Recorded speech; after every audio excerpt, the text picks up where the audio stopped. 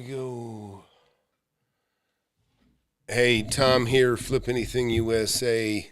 So tonight, I have a webinar, 7 p.m. Don't miss it. Could change your life, okay? And I'm going to talk about this piece of property you see right behind me. This is the first piece of property I bought when I was 19 years old. And, of course, I did it through creative financing. There's no other way to do it when you're 19. The banks aren't going to loan you anything. You don't have any history of credit or anything like that. So, but we're going to talk about it. You know, some people start their first property, might be a house. Probably most typically that's how it goes. For me, it's this building here. In this building, I'm telling you, this was really a life changer for me.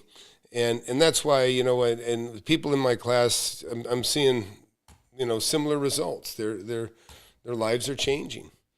And, you know, because of the wealth that real estate brings. It's just absolutely amazing. It's just amazing how much money you can make. So I'm going to let people populate and get in here a little bit. But we're talking about the first property I ever purchased when I was 19 years old. That was back in 1981.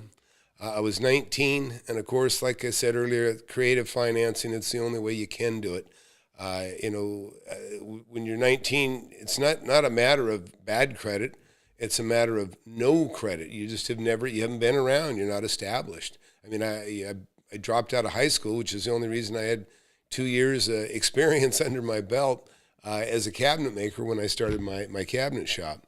So anybody here got any questions or want to talk, or you know, what was your first property, those of you that are watching, or what do you imagine your first property actually being?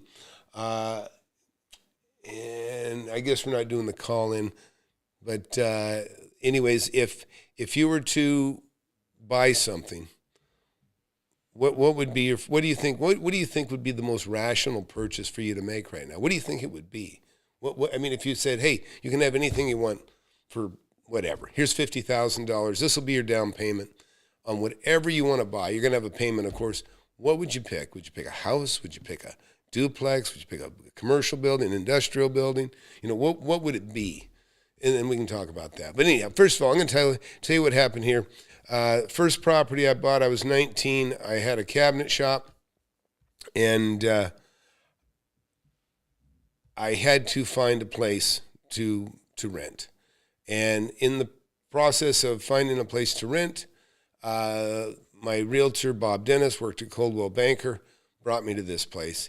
And he was a hungry agent. Let me tell you, he was a hustler. He wanted to make some money as an agent. He was probably about 30 years old then. And I was 19. And he wanted to make a sale. He didn't want to just rent this thing. He wanted to turn it into a sale. And so he was motivated. And that's what money does. It motivates people, right? So with the help of Bob, you know, he said, you know, how'd you like to buy this thing? And I'm like, well, you know, I'd love to, but I don't have any money. And he says, I said, I'm barely scrambling for the rent, much less, you know, thinking about putting a down payment down. And he says, well, you know, maybe they can deal with that. And this is where, you know, this comes in where we did what we call a wrap, an all-inclusive trust deed. And what happened is I bought this from 5 people that owned it, and they created the notes. And what I did is, number one, when I bought it, and I'll just summarize this, I got a 6-month escrow, meaning 6 months before I had to put a real heavy deposit down. I put $500 down for the deposit, and then as far as the earnest money goes, or the real down payment, because this was an owner finance deal. It was $110,000, $10,000 down, but I put $500 down to get my foot in the door, get a signed contract, get a 6-month escrow, and then I moved into this thing. And I didn't have any payments. I didn't have any responsibilities to this property, other than in 6 months I was to come up with $10,000, which was easy to do in 6 months, because while I'm staying in this place, I lived in, and I'm going to show you a top view on this. I'm going to show you actually where I lived in this. Hey, if you just got here and you want to learn about real estate, and you know, I've got the best students. I've got the most successful mentorship. I can say that with a straight face, and I'm happy to prove it out to anybody. I got the most successful mentorship available on on YouTube or anywhere out there, and I challenge anybody to try to match it. I've got multiple millionaires in my class already. I've got many students that have made 100,000 or more, and some that have made 10,000, 20,000. It's all over the board. So hit that like button, hit that subscribe button. You don't want to miss my channel. And I'm going to go ahead and go to the whiteboard, and I'm going to kind of give you a top view of this thing. So take a look at this from the street. Basically, just so you understand what I had, and then I'm going to show you on a whiteboard. But basically, I had a stucco and frame building in the front here. That was 2,400 square feet. Then back here, I had a metal building with 3 roll-up doors in the back. You see the 3 roll-up doors there in the back? And then on the side, I had an apartment in here, and you can barely see it, but I had a door here. And those of you that read my book, if you want to, Sandy, this is where Sandy worked. Sandy, my little heartthrob next door, worked in the place next door. Anyways, on this side, another roll-up door. Actually, I put this one in here because when I lived in it, I could pull in my car and I could park inside. And I remember there was a series called Dan Tana, or Vegas or something anyways. And I thought, hey, I'm like Dan Tana. I can park inside my own building. So let's see. Job Johnson wrote, his first property happened to be a commercial lot that was tax delinquent. I had to borrow the cash. Sellers were about to lose it. Ah, nice. Yeah, there's a lot of last-minute deals like that. You can take. In fact, I just one in this picture. I have similar. Look this up and let us know what you think. 1639, great. All right. We'll look at that in a second, Liam. But real quick, I'm going to finish talking about this, but we can definitely do that. So basically, and the reason I was asking, what would you buy if you had $50,000? Because I want you to understand, this property I could have rented. My payment was at 10% interest. My payment on this place was like $1,100 a month. But this building was worth twice that back then. It was, like I said, almost 6,000 square feet. I mean, things were probably renting for 30, 40 cents a foot back then for this type of property. But I'll take you to the whiteboard here, and I'll show you a little bit.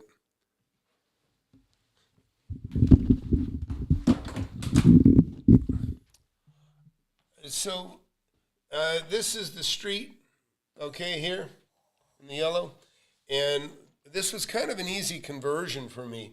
So the shop was back here. This is what I really needed, was a cabinet shop, a place to make money. I basically had an apartment in the back here. That's what we got, apartments here, right here. The apartment was in here. This was basically my front door. This is where I lived, right? This is where I lived. And then in the front here, I had a showroom. I had whatever, showroom for cabinets. Later on, I cut this, and then I put a roll-up door here, actually. And anyways, but when I first moved in, I rented this out. I utilized the shop for my business. And, between the money coming in here and the money that I wasn't having to pay rent for a shop and the money that I wasn't having to pay here because I lived, right? This is live. I lived in my building right there in that little apartment. And, if you guys know, let me talk about sacrifices, right? This, one of the things I got to say, I have, more than 100 tenants, something like that. I'm not even sure. 185,000 square foot of rentals right now, and more than 100 tenants. And what is interesting to me is how hard people work. And this is why I love owning commercial and industrial and office space, is because they all contain entrepreneurs. They contain people that want to be, they don't want a job. They want to be, they're bound and determined to be independent. And I mean, they'll change up. If they're selling hot dogs, they'll sell tacos the next day, if that's what they got to do to make a buck and get by, no matter what it is. And I got to tell you, the amount of immigrants, we got many of them coming into our country, right? Walking over the border. But besides that, I'm just telling you, the amount of new businesses, I would say, probably 2/3 of my tenants are immigrants that come into the country, and they are willing to work and sacrifice. And that's why I'm telling you, if you want to get ahead and you want to make money, you just need to understand the opportunities that are in this country that aren't anywhere else. And you need to act more like an immigrant that just came here and found this wonderful place where you can actually work and you can build, and we have a free, free trade. And so anyways, this building here, it was not easy to live in here. When I first moved in, I was getting my water out of just a little 1/4-inch line. I would get ice, and I would add a cooler. I didn't even have a refrigerator first. And that's how I lived. And all I cared about was buying this building, number one. And I had a cabinet shop, right? This is a cabinet shop. And all I cared about was I didn't want to fail. And now I got the best business of all. My business is now providing the 4 walls for other businesses to survive and to build their dream. I'm no longer in the cabinet shop business. I did that for 9 years and 8 months. When I was 27, I was done. I could retire. I had made $1 million. I'd already made $1 million. Didn't need it anymore. And that's what I want for you watching. Those of you that want it, that's what I want for you. So I'll go back over here. And here we go. And I will jump over to Liam's request as well. Let me see here real quick. A couple other questions. Hey, Tom, can you discuss pros and cons of having commercial properties versus residential? Oh, yeah, happy to do that. When it comes to either flipping or holding or rentals, why is one better? Listen, you should get into the webinar. By the way, you see this webinar? I do it every Thursday, but I also have informal webinars during the week if we get enough people together. So fill out the free webinar application. You just go to FlipAnythingUSA. I'll show you that real quick. Actually, looking at some spa stuff here on eBay.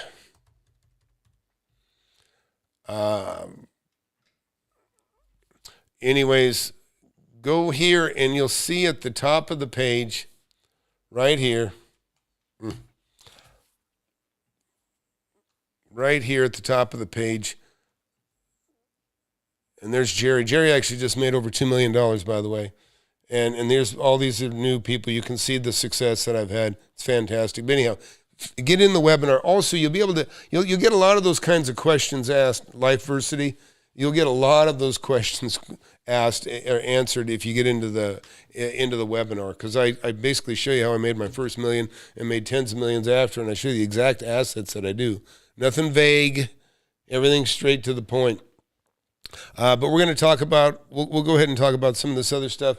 Liam brought up a property to look at, and we'll talk about that at the same time as we do the other. So I'm going to change gears here. Also, if you just got here, hit that like button, hit that subscribe button. We're going to jump over to LoopNet. Liam's got a request. He wants to go look at 1639. Great. What do you got there? Great Road.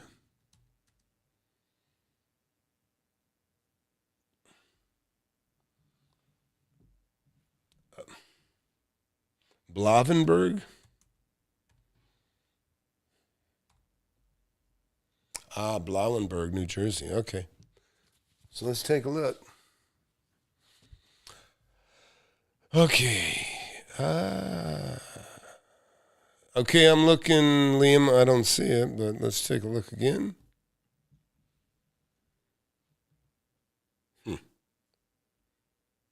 It's not standing out here. We'll keep looking. So we're in LoopNet. This is kind of basically the MLS of commercial and industrial property. And we got one more page here, but I'm trying, Liam.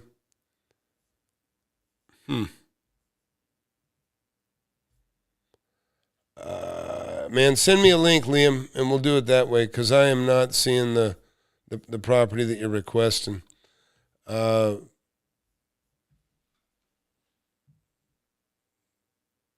Anyways, let's go take a look here. So Paul wrote, Let's see, quick. So is there still legal paperwork associated with closing a deal on an investment property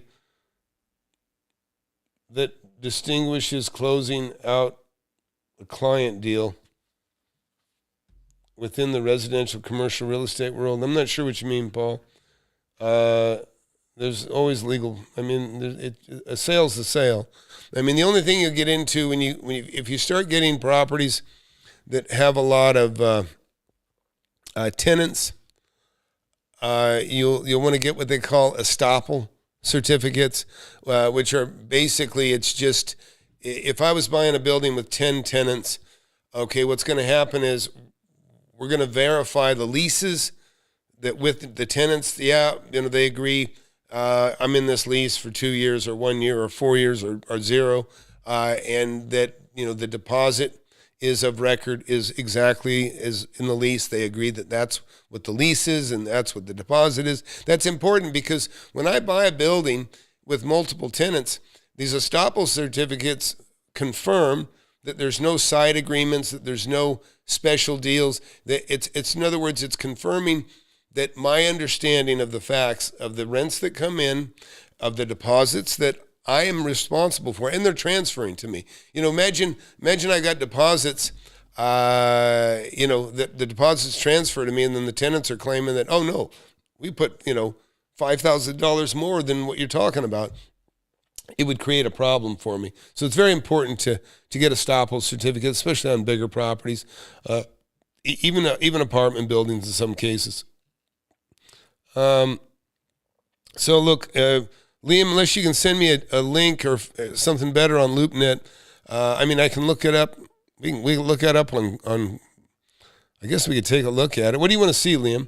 I'll look it up on Google Earth if you like. But I'm going to get to Paul's question here for a second about. Liveversity. Discussing pros and cons.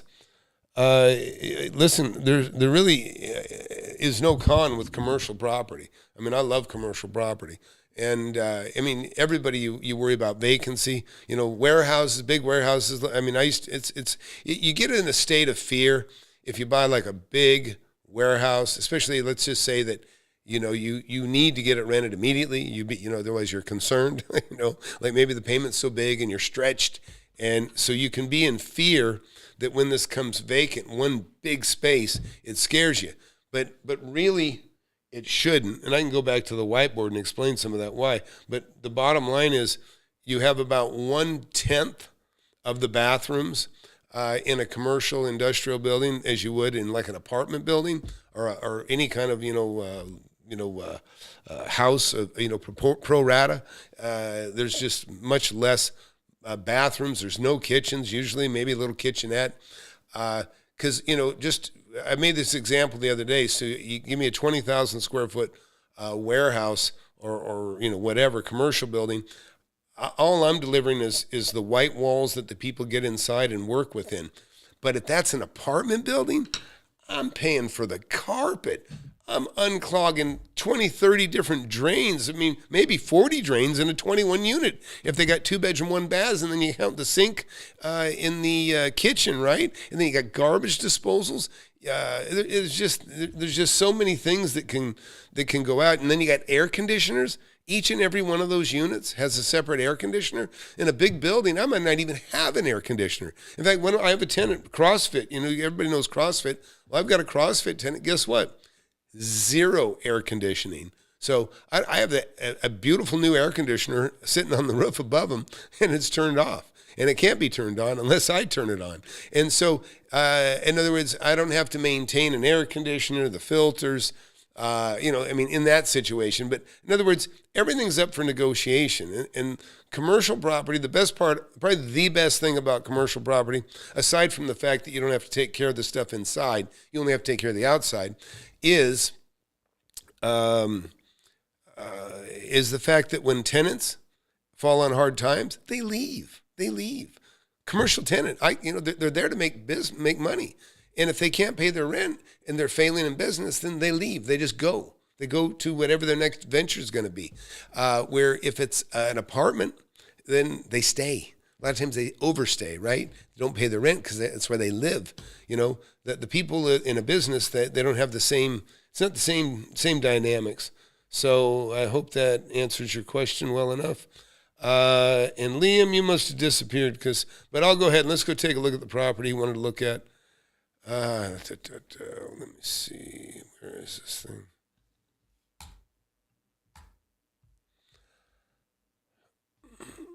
Uh, 1639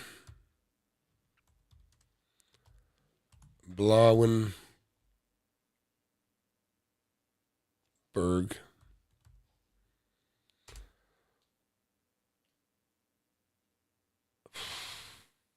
New Jersey.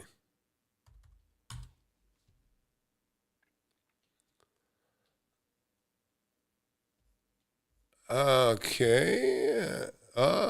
Interesting. So, and by the way, Liam is one of my tenants. I'm sorry, he's not one of my tenants, he's one of my students. Anyhow,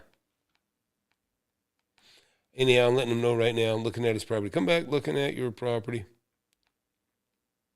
And by the way, he's also one of my outstanding students. Like, there's so many. Liam made over $550,000.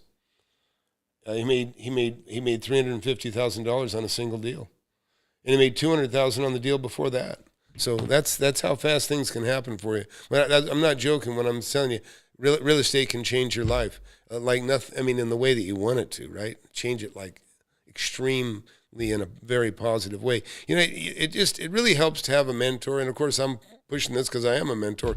But I'm telling you, just imagine going into a school room with a bunch of students and a bunch of books, and nobody knows what they're doing. You know, because that's the case. When you hear a community, be wary. Be wary. I mean, I have a community too. But I don't want to knock it. But I have a community of very, very smart people. Not a community of people that are lost. I mean, I have people in my mentorship that own brokerages and have employees, and other people who are self-employed. You know, there are no slouches in the class. Okay, gotcha, Liam. So, Liam, look, I couldn't find it on LoopNet, but this is it. I see you got a little bistro in here. We can go down to the street, and we're looking at. Okay. Wow, that's interesting. So, not your typical commercial property. So it says Blauenberg Bistro. Good looking building, nice and clean. Oh, got a garbage truck in front of it there. In the back, yeah, it looks pretty nice. So this is what we do. This is one of the things we do in class, by the way. So I appreciate you pointing this, is we go in and we take a look at properties in detail. And sometimes what we're doing is we're looking at a property that a student just bought, or that, you know, the details on what we had just worked out in the process of, you know, getting it purchased. So anyways, how many square feet is this thing? I'm going to guess it's 3,800 or something like that. It's the post office. This was an old post office? Am I looking at the right thing? Let's double check. All right, now he's saying it's post office. Now that's interesting to me. Let's do Blauenberg Post Office.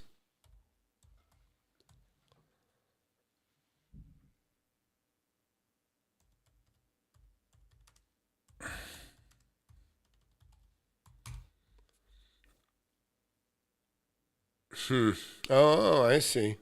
It's behind it. Sure you want to show this? You want to talk about this here, right?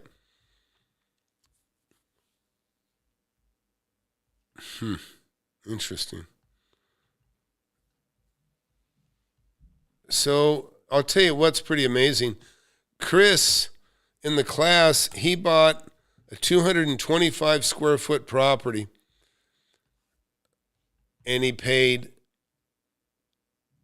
had paid 60.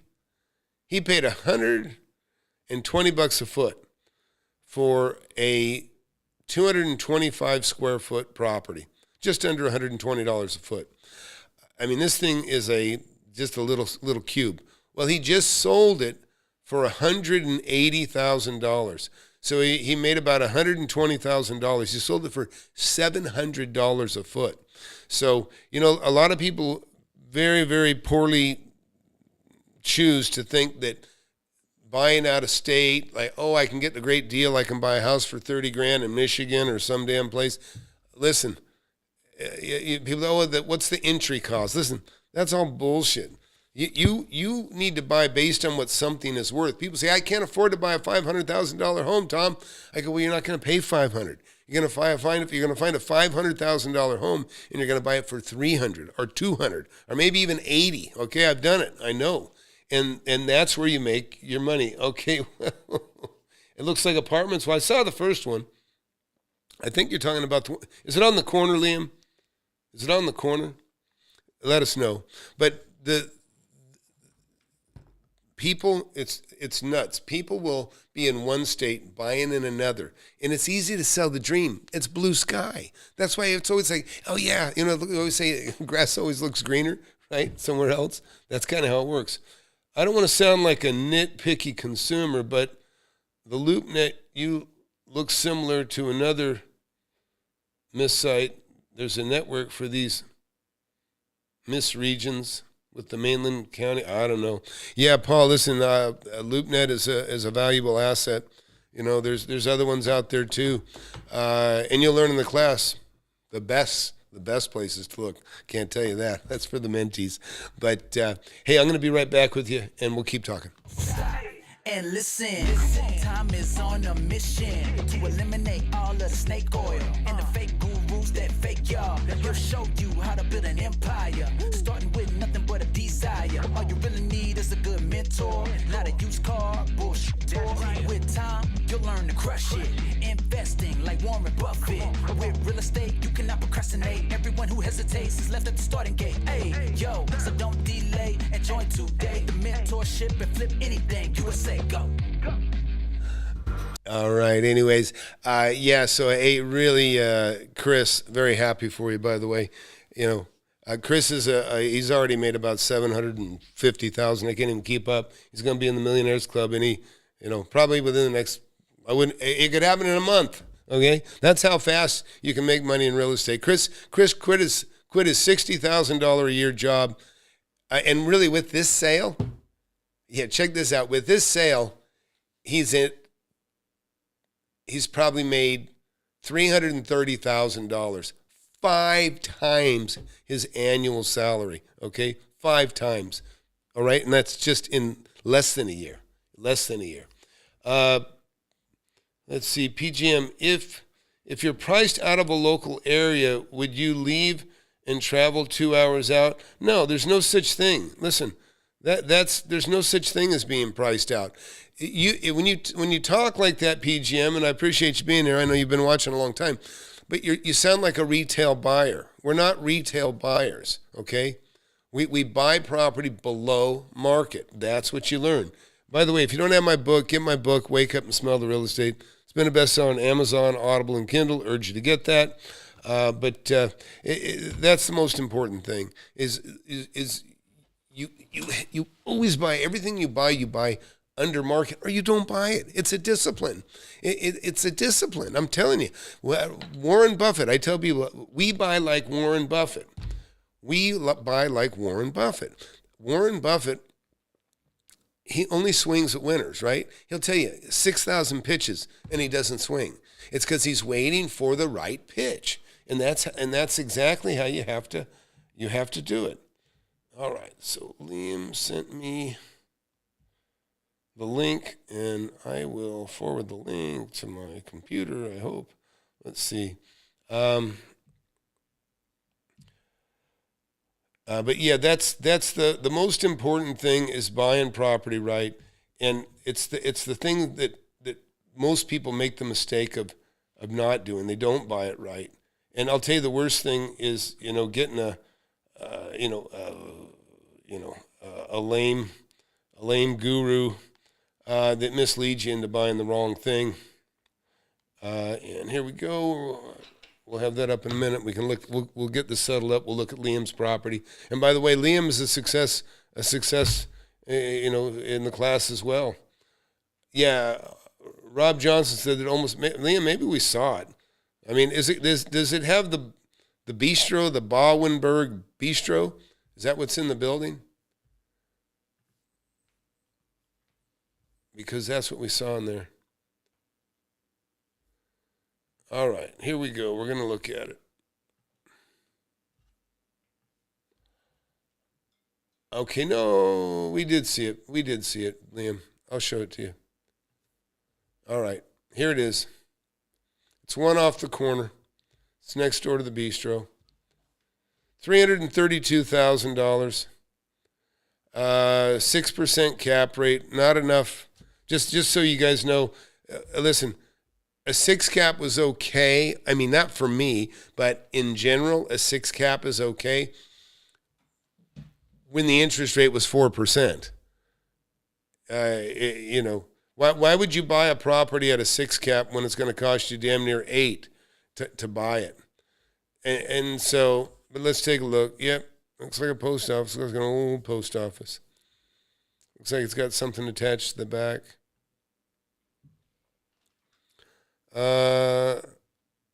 Damn, it's only 744 square feet. I could see. I can just see, like, if you needed an office and you lived in the area, and I don't know the values in this area, but again, if it's rented and it only has a 6 cap, that doesn't sound very attractive to me. And so you adjust it so that the price you offer, so it makes 10 or 12% or more, maybe even 15%, and you stick with it. And if they don't buy it, that's okay. Don't buy it. What else we got out there in Bauenberg? Let's just take a look at what else you got out there. So, I know why we didn't find it now. I know why we didn't find it.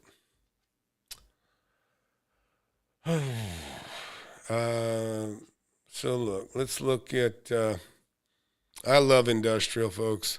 I love industrial property. We can look at some retail too. So we'll stick with that. And we're going to do New Jersey. Or no, we'll do Bauenberg, right?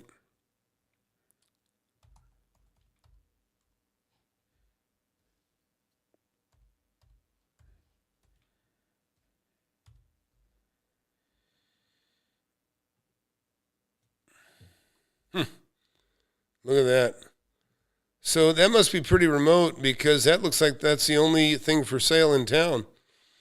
So why is that? Why is that, Liam? Why so little property available? Yeah. Tom, can you talk more about creative financing in the webinar later? Absolutely. Yeah, get in the webinar. Listen, creative financing usually means owner financing in general, not exclusively. I can tell you the sub-2 crap, I don't like it. In fact, that building that you just saw was actually one that it was kind of sub-2. They had an all-inclusive trust deed, right, where there's 4 trust deeds wrapped with a master trust deed, which was the 5th. And that one was, it got messy. In fact, I ended up having to file a claim against, I think, Chicago Title, because they made a mistake. And it was because of somebody got overpaid and another person didn't get paid. But it did open the door. But owner financing is something that's out there for absolutely everybody watching. And it doesn't matter. I was young, so the only way I could buy was owner financing. In the same area, I bought property, that had existing financing, but there was no alienation clause. Back in the 70s, they didn't even, in 60s, most of the loans were written, didn't have an alienation clause. So somebody could buy it, and if they could afford to, they could just assume the debt you had and pay you out the difference. And that's a beautiful thing. Yeah, that's the only thing going on, Liam, that I see there. We can make the area a little bit bigger here. Let's see what we can do here. Let's do a draw.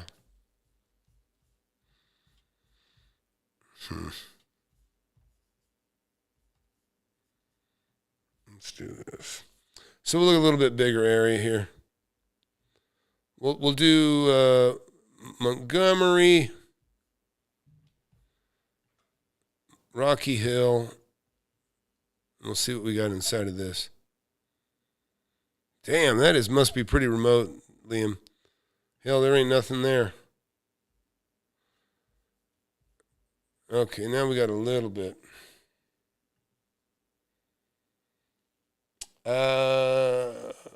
11 office property for $1.5 million. Take a look at that. A lot of people are afraid of office. I don't love it. 11 properties at $1.5 million.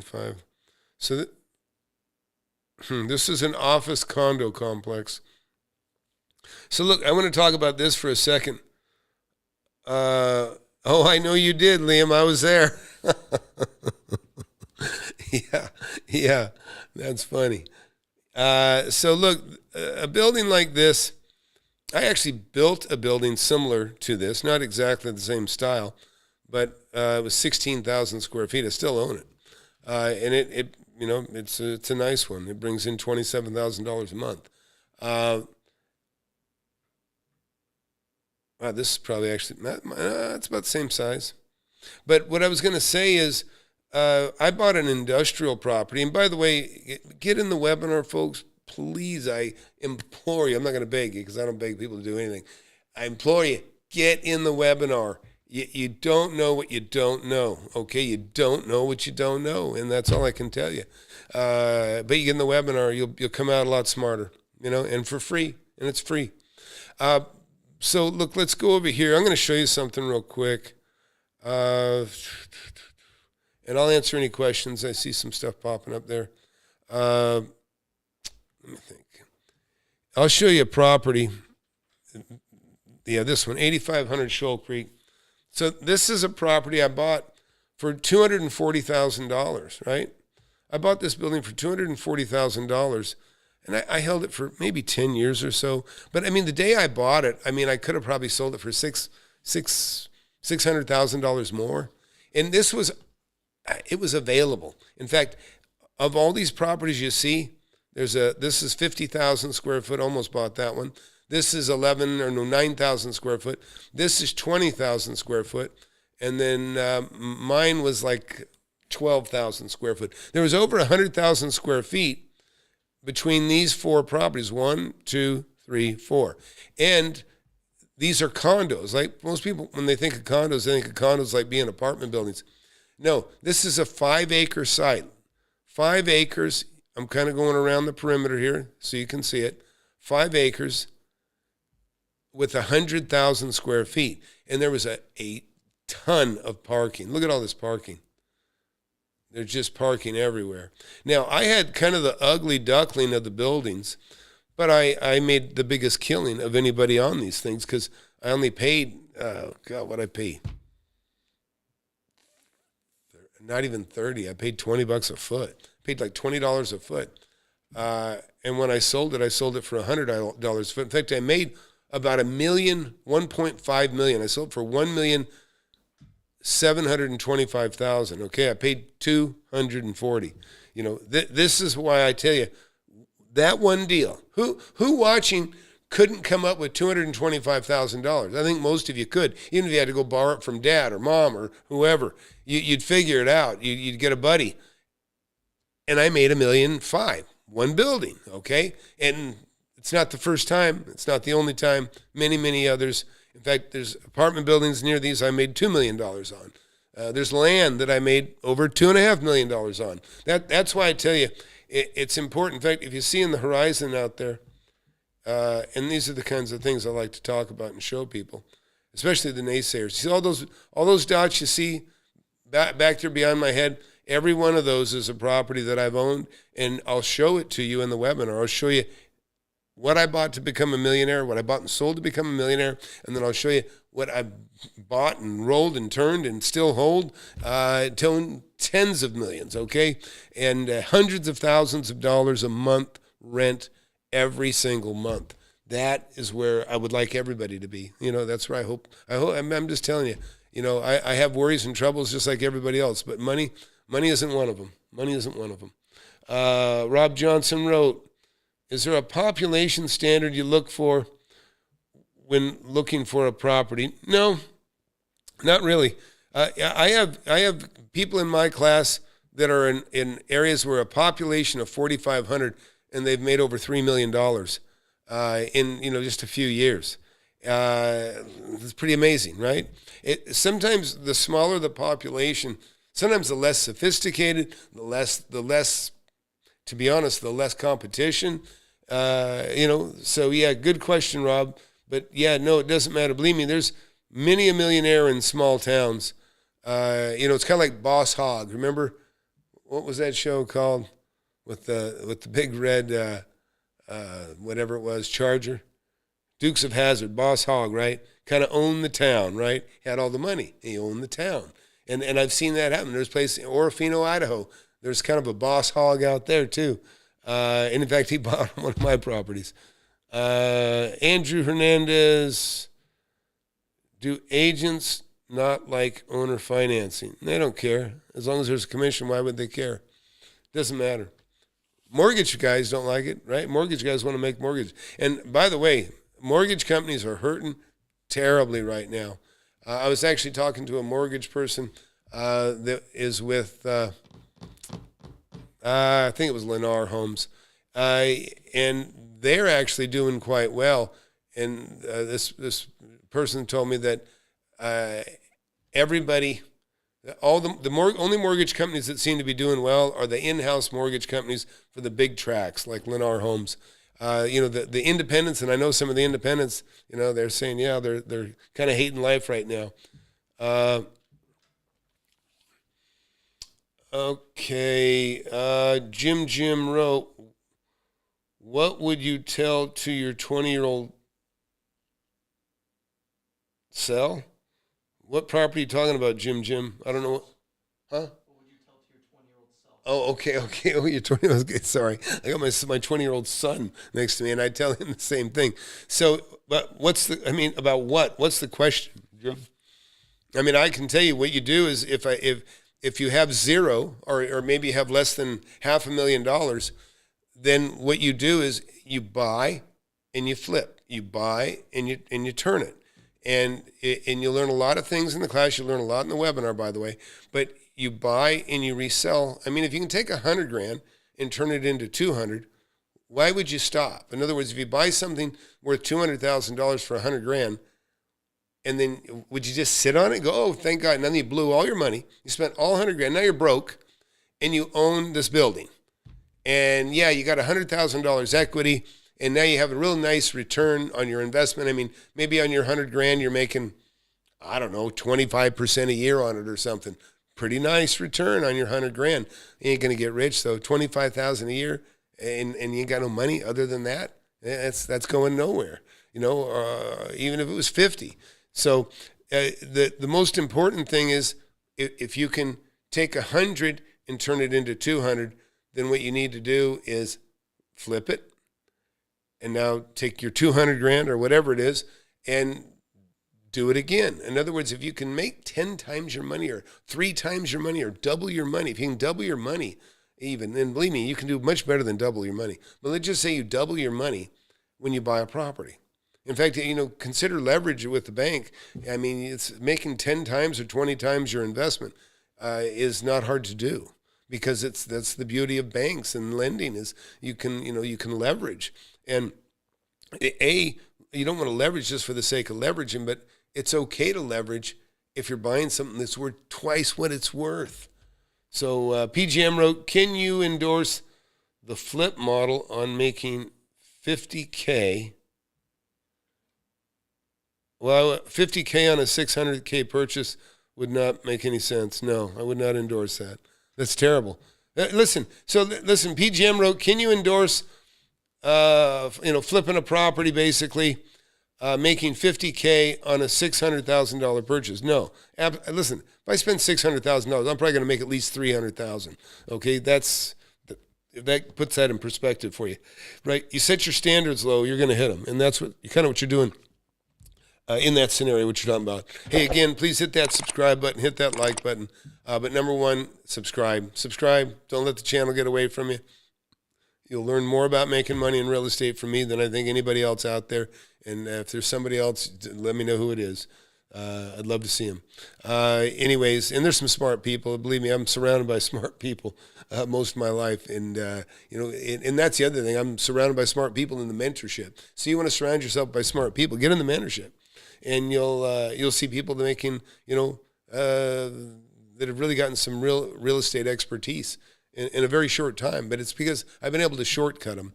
And they're just growing. They're growing and they're smart. So what else? What else can we talk about here? Anyways, but it could extend to land. It can be anything. I'm telling you. Like I say, a lot of people don't even know, that you can buy condos like this, right? Those are condo community of that. Over here, let me see if I lost something here.